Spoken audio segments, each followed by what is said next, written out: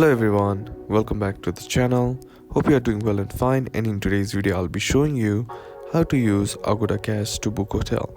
So without wasting any time, let's just jump right on the video and make sure to watch this video till the end and follow the steps as well. So the first thing that you need to do is head over and open up your web browser, and on the search bar simply type in agoda.com. And once you are in your home screen, what you need to do is log into your account.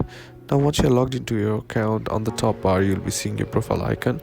Simply click on it, and once you click on it you'll be seeing a bunch of options like bookings, property messages, Agoda Cash, cashback rewards and so on, right? Simply click on bookings, and once you click on bookings you'll be sent to this section. Now here select all bookings. Now as you can see there is no bookings right here. Now what you need to do is select, when making a hotel reservation on Agoda, select the desired hotel and room type.